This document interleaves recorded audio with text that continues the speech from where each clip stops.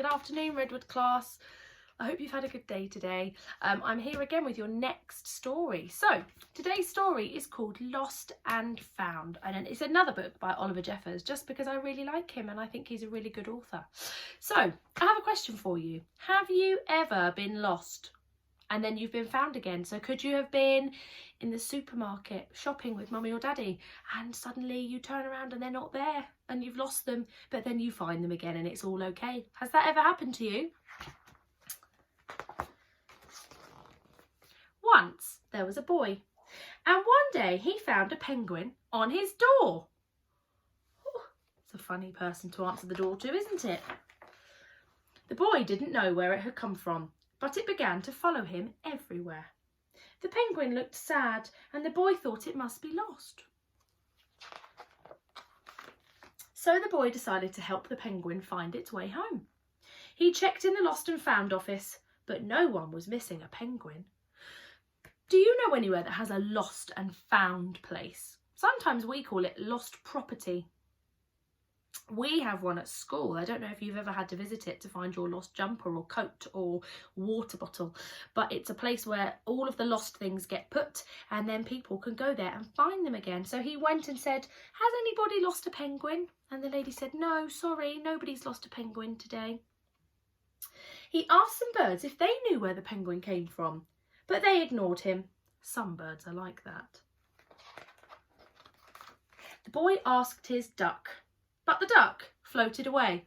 He didn't know. That night, the boy couldn't sleep for disappointment. He wanted to help the penguin, but he didn't know how. The next morning, he discovered that penguins come from the South Pole. But how could he get there? He ran down to the harbour and asked a big ship to take them to the South Pole, but his voice was too small and he couldn't be heard over the ship's horn. So together, he and the penguin would row to the South Pole. The boy took his rowboat out of the cupboard and they tested it for size and strength. They packed everything they would need, and together they pushed the rowboat out to sea. They rowed south for many days and nights, the boy telling stories all the way. The penguin listened to everything that the boy said. They floated through good weather and bad, when the waves were as big as the mountains, until they came to the South Pole. The boy was delighted, but the penguin said nothing. Suddenly it looked sad again as the boy helped it out of the boat. There's a sign here that says, "Welcome to the South Pole."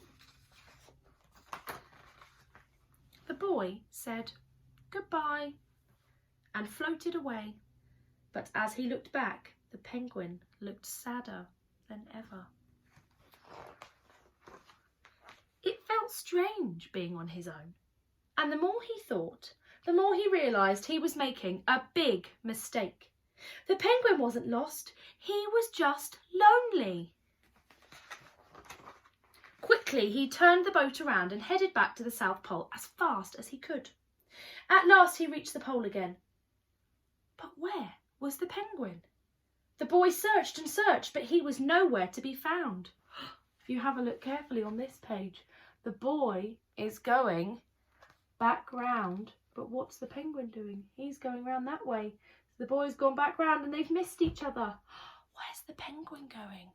I wonder if we'll find out. Sadly, the boy set off for home. There was no point telling stories because there was no one to listen, except the wind and the waves. But then the boy saw something in the water ahead of him. Closer and closer he got until he could see. What might he be able to see? What do you think it might be? The penguin! And there they are hugging. And so the boy and his friend went home together, talking of wonderful things all the way. So the penguin wasn't lost. He was just lonely and he wanted a friend, and the boy was his friend. So even the boy was trying to help him and take him back home because he thought that was the right thing to do. He ended up just needing a friend, so they went back home together. How lovely is that? Right, I'm off now. See you tomorrow for another story.